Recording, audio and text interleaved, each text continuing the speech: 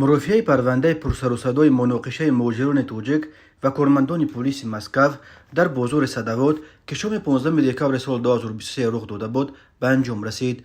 درست 5 ماه بعد این حادثه روز 15 مای سال 2024 دادگاه نویه لوبلینوی پایتخت روسیه شهروند 22 ساله تاجیکستان سوراب خورسندوویچ یوسوپوف را بر اساس دو ماده کودکس جنایتی روسیه قسم دوم ماده 318 زوروری نسبت به نماینده دولت و ماده 319 تحقیر نماینده دولت گناهکار شناخت.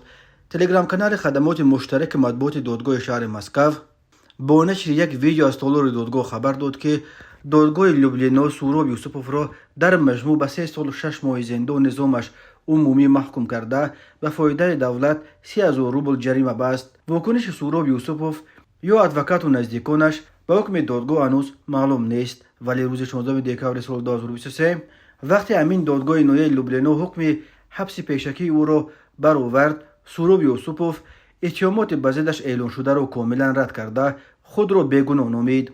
او آن وقت خود کارمندان پلیس را به بیرون رفتن از حد وکالتشان و پایمال کردن حقوق خود گناهکار کرده گفته بود. کارمندان پلیس او را با الکترشوک چنان عذاب و عقوبت دادند که بیماری اپیلپسیش خروج کرد و او از اوش رفت. مناقشه بین کارمندان پلیس مسکو و مهاجران توجک که در بازار صدوات به حمایت از هموطن خود سوراب یوسوپوف برخواستند در پایان سال 2023 سر و صدای زیاد به وجود آورده بود. هنگام بازداشت سوراب یوسوپوف مهاجران دیگری که در صدوات کار میکردند به حمایت از وی برخواسته کارمندان پلیس را احاطه کردند.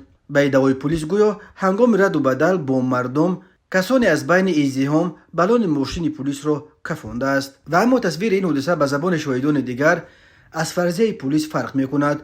مهاجران تاجیک میگویند پلیس با یک شیوه بهرمانه راننده را دستگیر کرده به بدنش الکترشوک زد و از بس که سوراب یوسوپوف بیماری اپیلپسی داشته است از ضربه نیروی برق این بیماریش اوج گرفت و او از اوش رفت. مقامات روسیه آن وقت از این مناقشه مهاجران با پلیس در بازار صدوات تلاش کرده بودند تا یک قضیه بزرگ بسازند. وزارت کارهای داخلی روسیه الکی فردایش روز 16 دکبر خبر داد که در پی مناقشه در بازار 82 نفر دستگیر گردیده در رابطه با این حادثه بر اساس 3 ماده کودکس جنایتی روسیه، ماده 213 افباشی، ماده 318 زوروری نسبت به نماینده حاکمیت و ماده 319 تحقیر نماینده حاکمیت پرونده جنایتی هم شدند.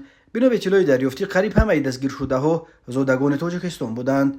دادگاه نویه لوبلینو الکی روز 18 دکبر 51 نفر از دستگیر شدگان را با جرم سرپیچی از اجرای امر پلیس به حبس مأموری هم محکوم کرده حکم اخراج 22 نفر دیگر را برای ویران کردن قاعده های بود و باش در روسیه برآورد. به ضد 11 نفر دیگر بر اساس ماده 213 کودکس جنایتی روسیه با اتهام میدوباشی گروهی پرونده گشودند. بازار صدوات در حدود نویه لوبلینو در کنار جنوب شرقی پایتخت روسیه در پهلوی مکد در میدان 40 هکتار جایگیر شده است. با بیش از 8000 مغازش بزرگترین بازار شهر مسکو و روسیه به شمار می رود. در بازار صدوات صدها زاده تاجیکستان کار می کنند.